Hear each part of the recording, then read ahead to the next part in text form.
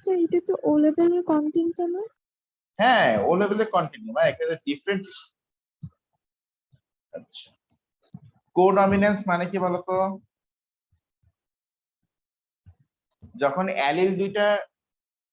দুইটা allele different কিন্তু দুইটাই কি ডমিনেন্ট, তাই না? জি স্যার। যেমন ধরো কারো ব্লাড গ্রুপের অ্যালিল 3টা, একটাকে আমরা বলি আই এ, একটা হচ্ছে আই বি, আর একটা হচ্ছে আই ও। তো এখানে এ আর বি হচ্ছে ডমিনেন্ট আর ওটা হচ্ছে কি রেসেসিভ। ঠিক আছে কিনা? জি স্যার। আচ্ছা, ঠিক আছে। তো যার মধ্যে এই যে এটা খেয়াল করো, এখানে এটা তো ডমিনেন্ট কিন্তু ওর মধ্যে কি রেসেসিভ জিন নাই, এখানে আছে কিনা? আচ্ছা। তা এই জন্য আমরা এটাকে আবার বলবো career of recessive. Career of কি রেসেসিভ, মানে ও ডমিন্যান্ট কিন্তু ও রেসেসিভ কেও কি করছে বলো, ক্যারি করছে।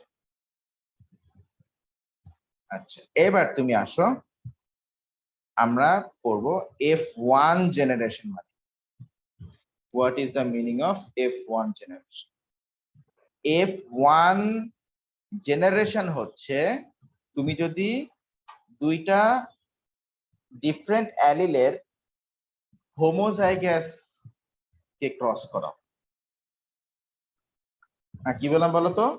দুইটা ডিফারেন্ট অ্যালিলের কি হোমোজাইগাস স্টেটকে আমরা যদি ক্রস করাই, তাহলে সেখান থেকে যে অফস্প্রিং গুলা তৈরি হবে সেটাকেই আমরা বলছি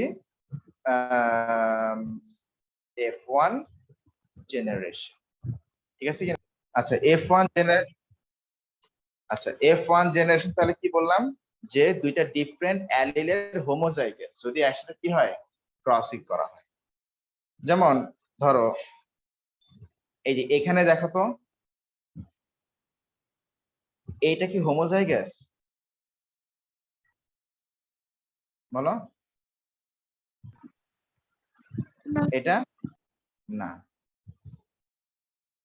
এইটা কি হোমোজাইগাস না হেটারোজাইগাস?